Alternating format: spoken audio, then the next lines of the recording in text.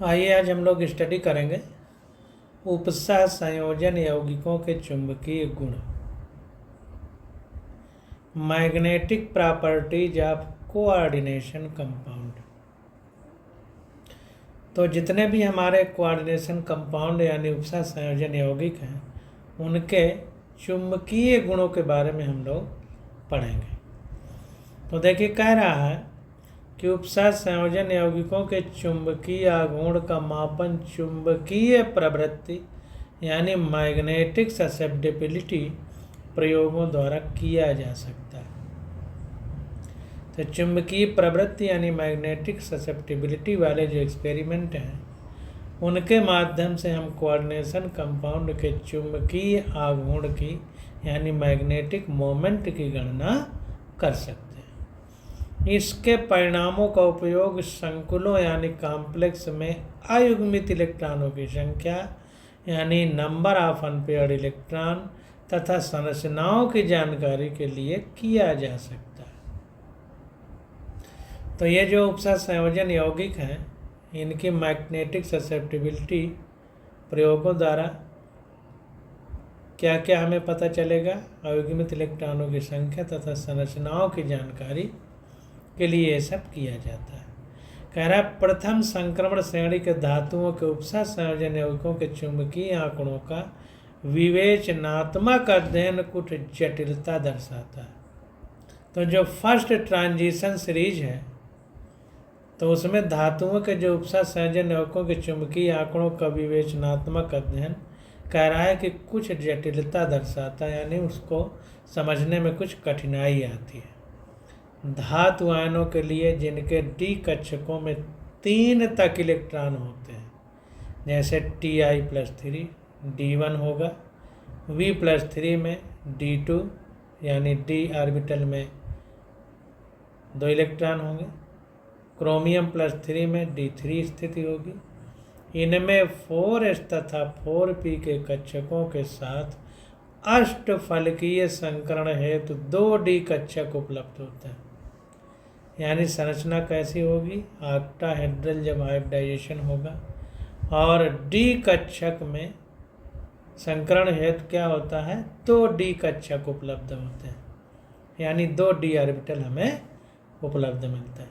कह रहा है, इन मुक्त आयनों तथा इनकी उपसह संयोजन सत्ता का चुंबकीय व्यवहार समान होता है।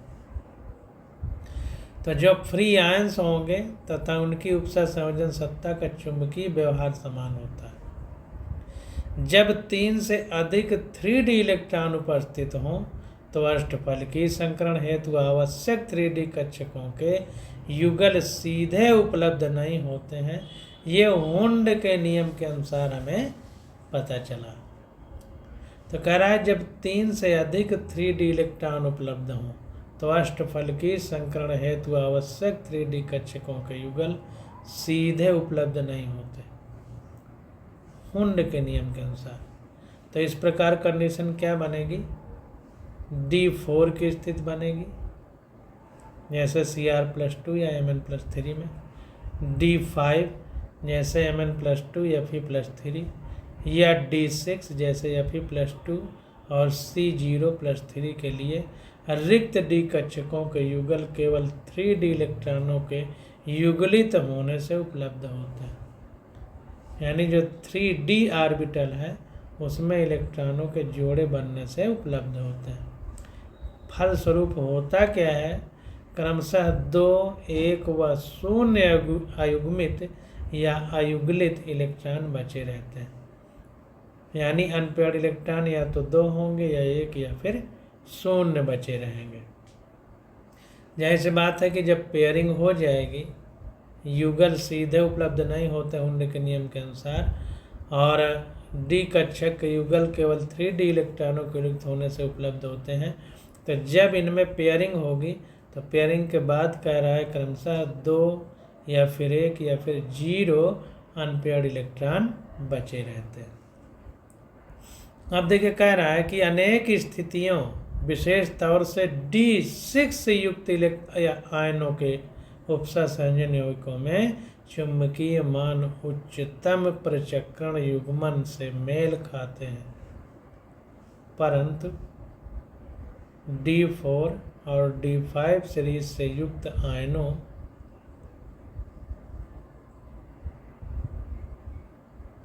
के युक्त संकुलों में जटिलताएं पाई जाती हैं।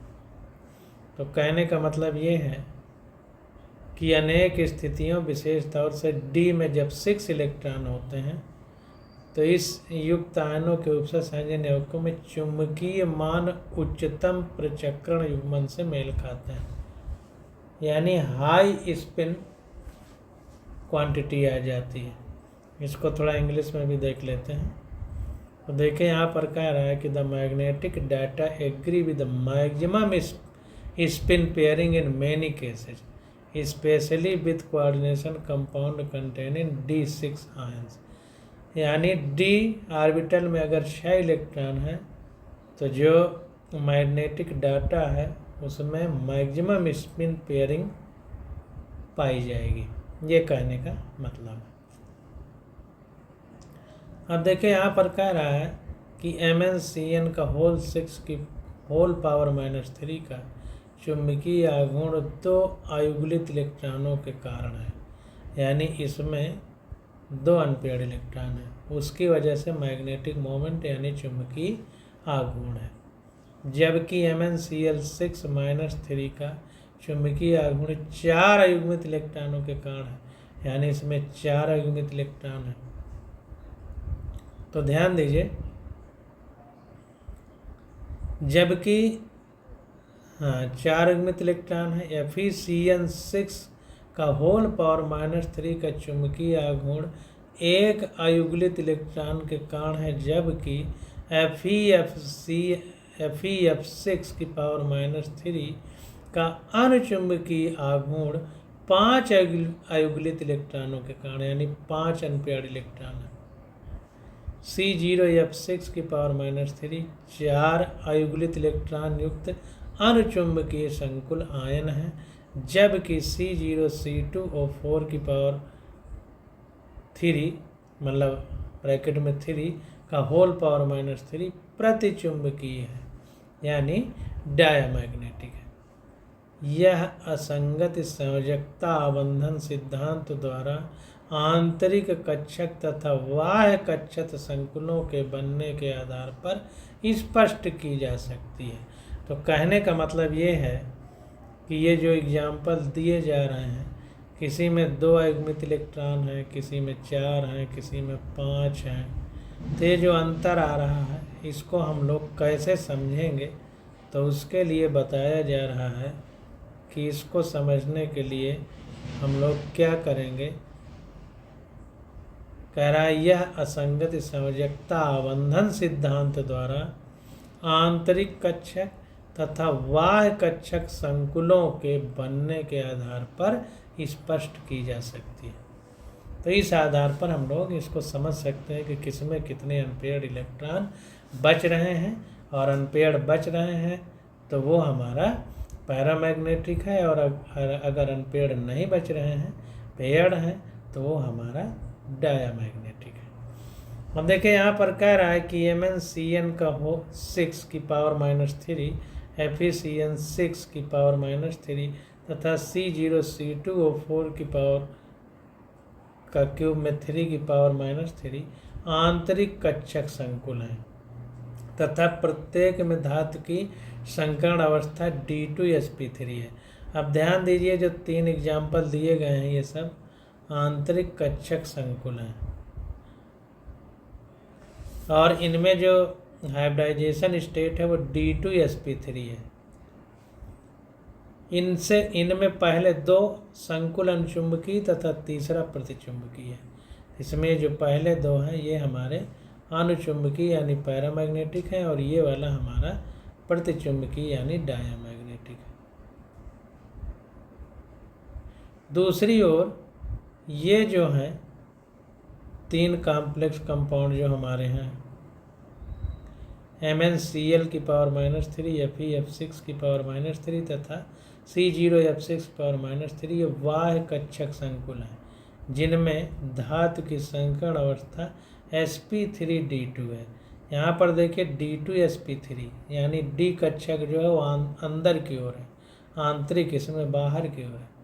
और इनकी अनुचुंबकीय प्रवृत्ति क्रमशः 4, 5 और 4 अयुग्मित इलेक्ट्रॉनों की उपस्थिति के कारण इनमें अनपेयर्ड इलेक्ट्रॉन है, इस वजह से ये अनुचुंबकीय यानी पैरामैग्नेटिक है। अब देखिए ये जितने भी दिखाए गए हैं इनको हम लोग पहले समझ चुके हैं और जान चुके हैं, पढ़ भी चुके हैं कि कैसे हाइब्रिडाइजेशन निकाला जाता है। इसको आप देख भी सकते हैं।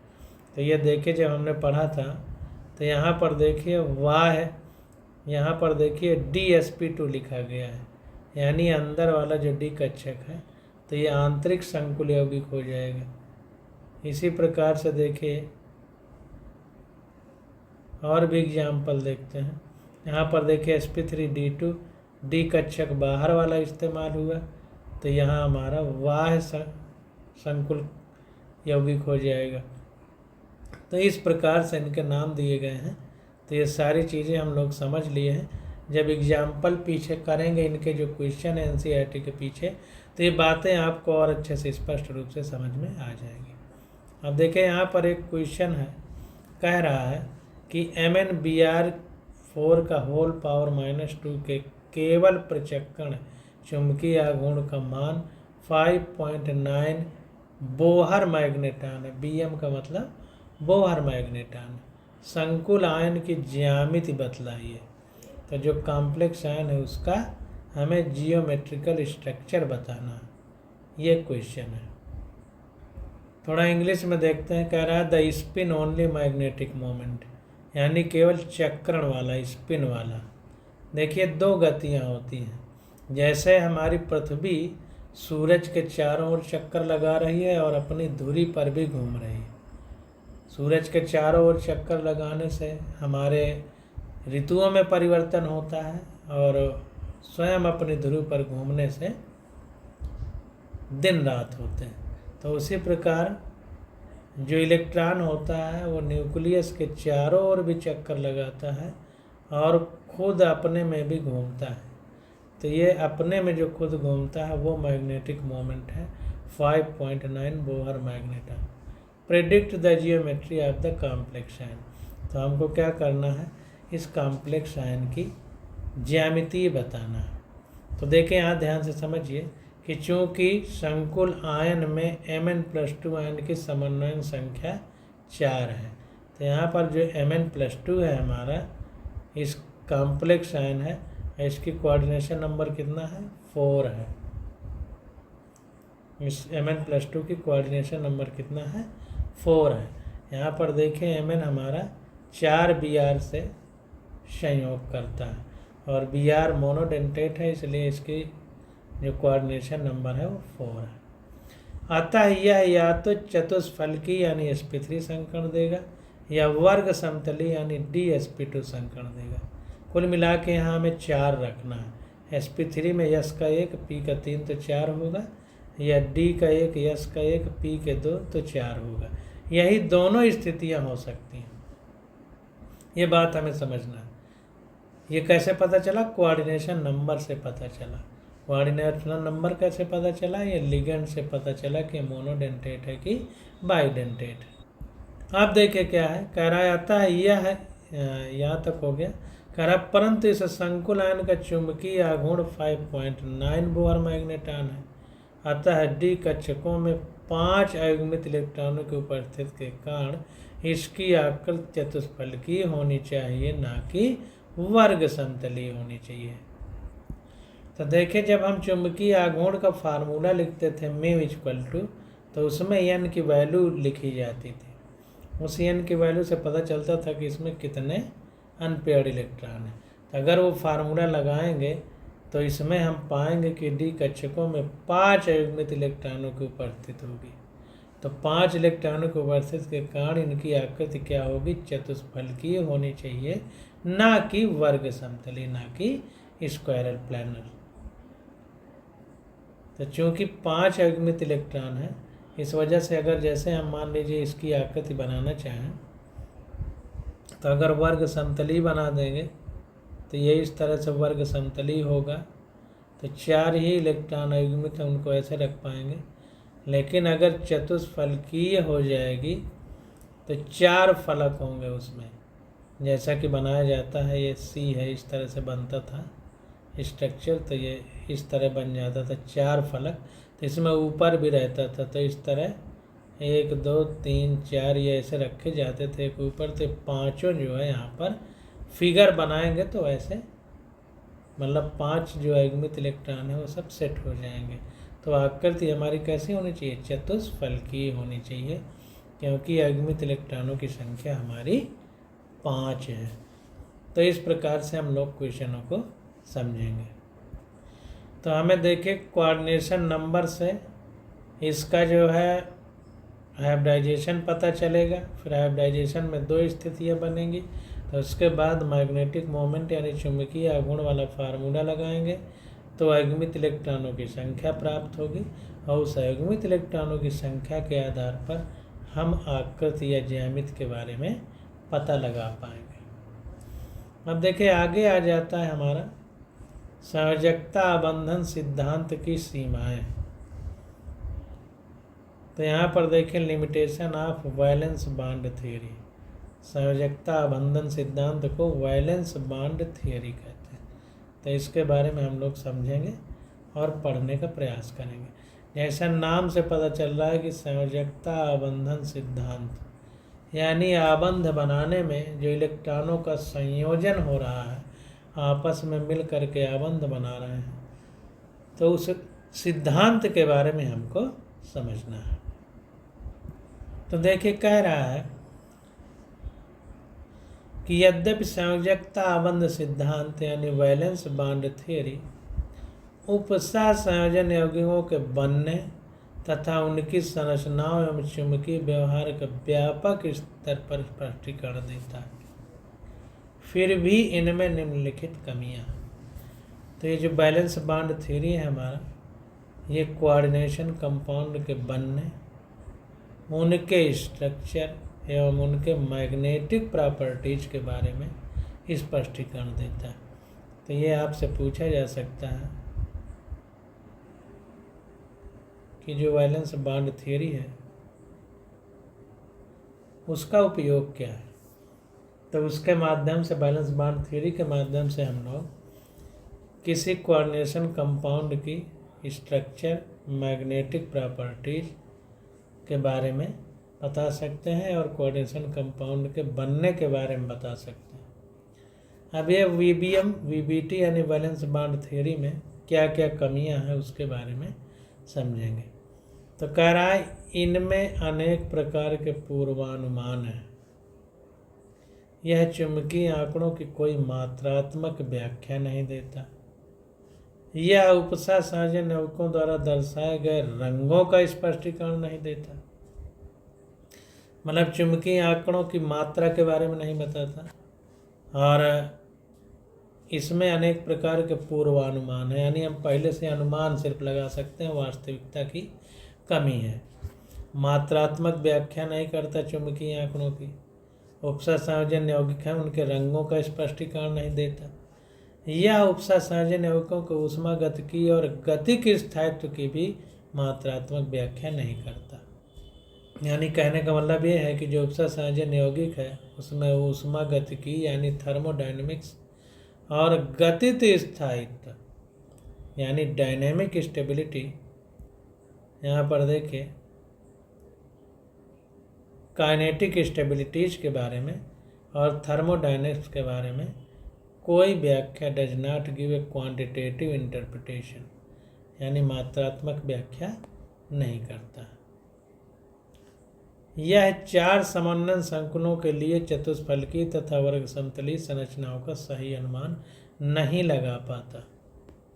यह 4 समन्वयी संकुलों के लिए चतुष्फलकीय तथा वर्ग समतलीय संरचनाओं का सही अनुमान नहीं लगा पाता।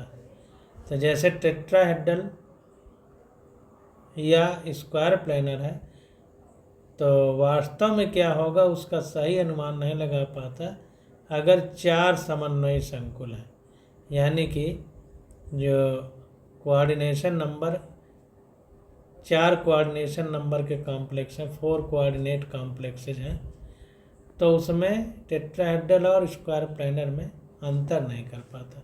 तो it does not make exact prediction, exact मतलब वास्तविक, रिगार्डिंग वास्तविक मतलब सटीक, regarding the tetrahedral and square planar structure of 4 coordinate complexes.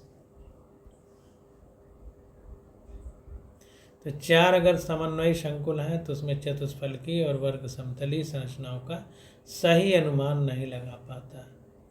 यह दुर्बल तथा प्रबल लिगेंडों के मध्य विभेद नहीं करता। तो स्ट्रांग लिगेंड है कि वीक लिगेंड है, इसके बारे में भी ये डिस्टिंग्विश नहीं कर पाता। तो ये कमियां हैं हमारे किसमें, वैलेंस बॉन्ड थ्योरी में। अब देखिए आगे आ जाता है हमारा क्रिस्टल क्षेत्र सिद्धांत। तो क्रिस्टल क्षेत्र सिद्धांत यानी क्रिस्टल फील्ड थ्योरी, तो इसके बारे में पढ़ते हैं ये क्या बता रहा है। तो देखिए कह रहा है कि क्रिस्टल क्षेत्र सिद्धांत CFT जिसको कहते हैं, क्रिस्टल फील्ड थ्योरी, एक स्थिर वैद्युत मॉडल है। क्या है, एक इलेक्ट्रोस्टैटिक मॉडल है, स्थिर वैद्युत मॉडल। तो इलेक्ट्रोस्टैटिक्स हमने पढ़ते थे, तो उसमें एक चार्ज पार्टिकल होता था, आवेशित कण होता था जो स्थिर रहता था, और उसके बारे में हम लोग पढ़ते थे।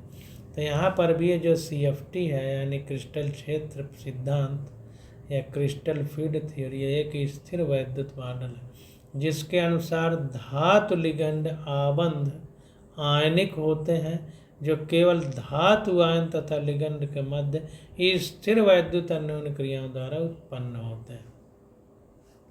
तो ध्यान दीजिए कि जो CFT थ्योरी है ये इलेक्ट्रोस्टैटिक्स जैसे है। इसमें हम लोग ये मानते हैं कि जो हमारे लिगेंड हैं या धातु आयन तथा लिगेंड हैं उनके मध्य जो है इलेक्ट्रोस्टैटिक अन्योन्य क्रियाओं द्वारा उत्पन्न होते हैं। जो आबंध आयनिक होते हैं धातु लिगेंड के, ये आयनिक आबंध की बात हो रही है। अब देखिए बता रहा है कि ऋणावेशित लिगेंडों को एक बिंदु आवेश के रूप में एवं उदासीन लिगेंडों को बिंदु द्विध्रुव के रूप में माना जाता है। तो अगर ऋणावेशित लिगेंड है तो उसे हम बिंदु आवेश यानी पॉइंट चार्ज के रूप में, अगर न्यूट्रल लिगेंड है तो उसे बिंदु द्विध्रुवों के रूप में माना जाता है। किसी विलगित गैसीय धातु परमाणु या आयन के 5 डी कक्षकों की ऊर्जा का मान बराबर होता है, अर्थात ये अपभ्रष्ट यानी डिजेनरेट अवस्था में रहते हैं।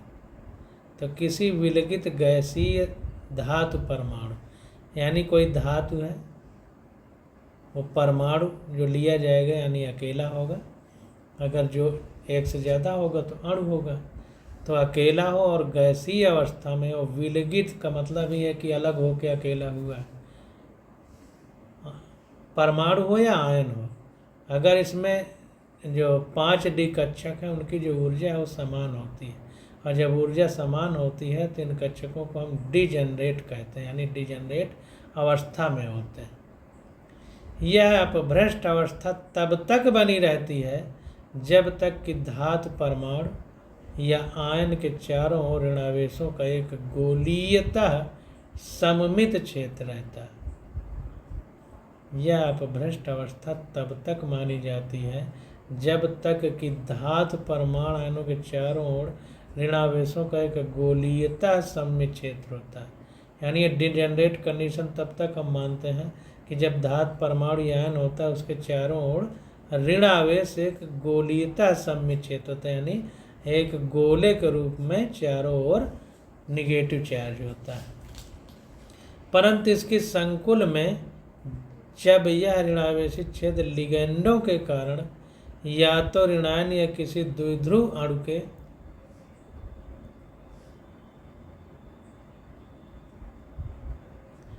ऋणात्मक भाग जैसे NH3H2O होता है तो असममित हो जाता है, यानी तब इसिमेट्रिक हो जाएगा, और डी कक्षकों की समभ्रंश अवस्था यानी डिजेनरेसी समाप्त हो जाती है। तो वहाँ से अंडरलाइन करके पूरा यहाँ भी अंडरलाइन करना है। तो ध्यान देना है कि जैसे कोई आयन है या परमाणु है मेटल का, उसके चारों ओर ऋणावेश उसको गोलीय अवस्था में घेरे रहते हैं। तो अगर ये स्थिति होती है तो ये अपभ्रष्ट अवस्था मानी जाती है या डिजनरेट अवस्था मानी जाती है, जिसमें सारे डी कक्षकों की ऊर्जा समाप्त होती है। परंतु किसी संकुल में जब यह ऋणावेशित क्षेत्र लिगेंडों के कारण होता है तो असममित हो जाता है। ठीक ना? अगर लिगेंडों के कारण होगा, अभी तो ऋणावेश के कारण गोली सममित थी, तो ये कक्षक अपभ्रष्ट थे यानी डिजनरेट थे। और डिजनरेट का मतलब सारे की जो ऊर्जा थी लगभग बराबर थी सब में। लेकिन अगर ये लिगेंडों के कारण ऋणावेश क्षेत्र होगा, या तो ऋणायन या किसी द्विध्रुव अणु ऋणात्मक भाग जैसे NH3 या H2 हो। द्विध्रुव हमारा न्यूट्रल होता है, जैसा भी हमने ऊपर पढ़ा। लिगेंडों को बिंद द्विध्रुवों के रूप में माना जाता है, लिखा है। विलगित निकाय गैसीय धातु परमाणु आयन यहाँ पर देखिए, एवं उदासीन लिगेंडों को बिंद द्विध्रुवों के रूप में माना जाता है, तो ये उदासीन होंगे। तो वही बात कह रहा है कि परंतु किसी संकुल में जब यह ऋणावेशित क्षेत्र लिगेंडों के कारण या दो ऋणायन या किसी द्विध्रुव अणु के ऋणात्मक भाग जैसे NH3 H2O होता है तो असममित हो जाता है, यानी सिमेट्रिक हो जाता है, और डी कक्षकों की समभ्रंश अवस्था यानी डिजनरेसी समाप्त हो जाती है। इसके परिणाम स्वरूप डी कक्षकों का विपाटन हो जाता है, यानी स्प्लिटिंग, टूट जाते हैं। यह विपाटन या स्प्लिटिंग क्रिस्टल क्षेत्र की प्रकृति पर निर्भर करता है। हम यहाँ विभिन्न क्रिस्टल क्षेत्रों में विपाटन यानी स्प्लिटिंग को स्पष्ट करेंगे। तो देखिए, डिजनरेसी समान ऊर्जा या बराबर ऊर्जा वाले सारे कक्षक होंगे। फिर गोली सममित या ऋणावेश का आयन या धातु परमाणु के चारों ओर, और अगर ये संकुल ऋणावेशित क्षेत्र लिगेंड के कारण होगा तो ये असममित कंडीशन हो जाएगी। फिर डिजनरेसी समाप्त हो जाती है, फिर उसके बाद स्प्लिटिंग हो जाती है। अब आगे यहाँ पर देखें, स्प्लिटिंग को स्पष्ट किया जा रहा है। तो अष्टफलकीय उपसंयोजन समूहों में क्रिस्टलन क्षेत्र विपाटन, तो इसकी स्टडी हम लोग अगले लेक्चर में करेंगे। आज बस यहीं तक।